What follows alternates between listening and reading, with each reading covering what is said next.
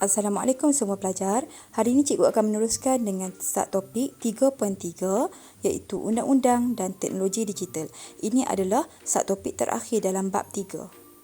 Cikgu dah pecahkan kepada 4 elemen dalam topik ini iaitu yang pertama kita akan lihat kepada akta berkaitan perniagaan teknologi digital, yang kedua data peribadi, yang ketiga kepentingan melindungi data peribadi dan yang keempat hubung kait etika dengan perundangan perniagaan teknologi. Kita lihat start topik yang pertama iaitu akta ataupun undang-undang berkaitan dengan perniagaan teknologi digital. Yang pertama adalah Akta Komunikasi dan Multimedia 1998, pindaan 2006. Maksud pindaan di sini dia ada penambahan ataupun dia ubah sesuatu akta tu. Okey, kandungan akta. Okey, yang pertama untuk Akta Komunikasi dan Multimedia ini dia berkaitan dengan memantau industri komunikasi dan multimedia, di mana kerajaan di bawah SKMM dia akan bertanggungjawab untuk menyelia dan mengawasi aktiviti multimedia di Malaysia.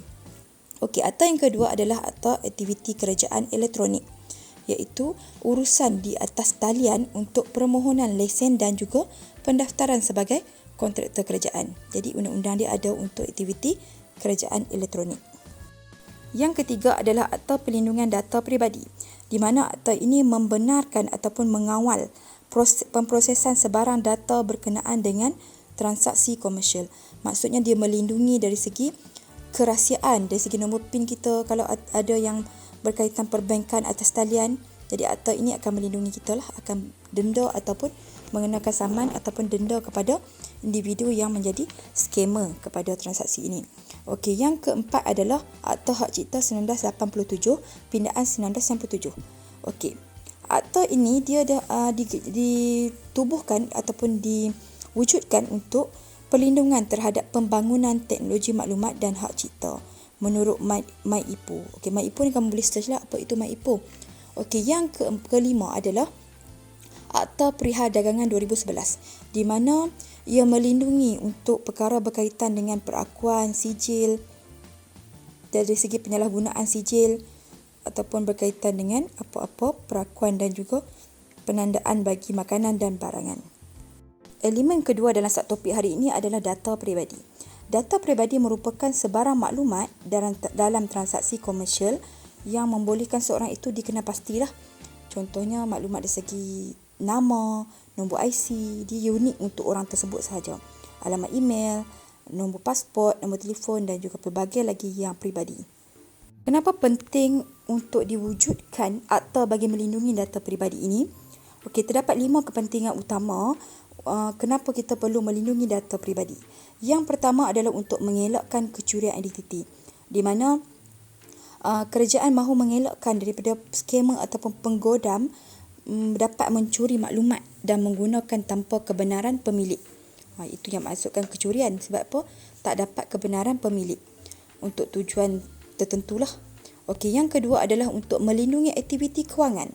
Sebab sekarang kita tengok skamer ni menjadi-jadi. Sebab itu ada akta untuk melindungi data peribadi inilah. Contohnya, penggodam tidak dapat mengambil maklumat perbankan ataupun penarikan kewangan maksudnya dicuri wang itu melalui aktiviti skamer.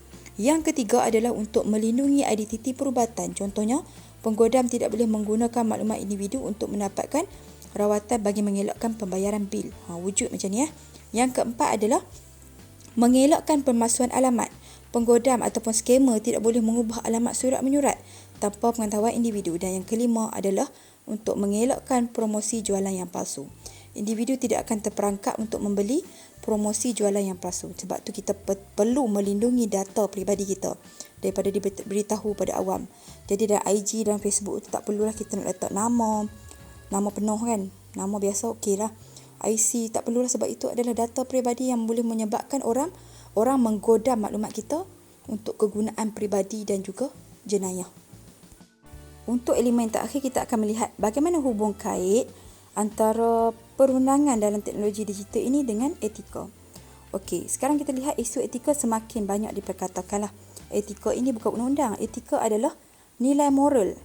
Jadi bagaimana nilai moral ini kita boleh kaitkan dengan undang-undang. Okey, sebenarnya undang-undang ni dengan nilai moral sebenarnya tak dapat dipisahkanlah. Sebab undang-undang itu adalah untuk meneguhkan lagi nilai moral.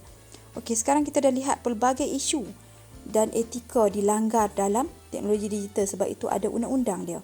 Sebab tu ada undang-undang pelbagai. Contohnya orang scam kita punya IG, Facebook untuk kepentingan peribadi. Contohnya scam kamu punya, godam kamu punya IG untuk mesej kawan-kawan kamu untuk mendapatkan duit. Contoh, okey, si A ni dia godam IG CB ni dia mesej kawan-kawan CB untuk dapatkan duit, untuk pinjam duit. Jadi itu dah melanggar etika sebenarnya. Sebab tu undang-undang ini perlu untuk supaya etika keusahaan ini tidak dapat dilanggar, dan pelbagai isu lagi lah.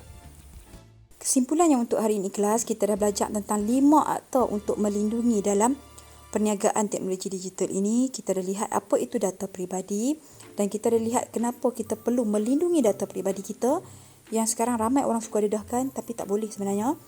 Dan yang keempat, kita dah lihat hubungkan etika dengan perundangan. Sebab apa perlu ada etika? Sebab apa perlu ada perundangan? Sebab perundangan ini dia dah melindungi etika yang tidak patut dilanggar oleh orang. Dan bila ada undang-undang, etika ini dapat ditegakkan dan tiada lagi lah isu-isu dalam teknologi digital ini. Okey, itu saja. Sekian, terima kasih.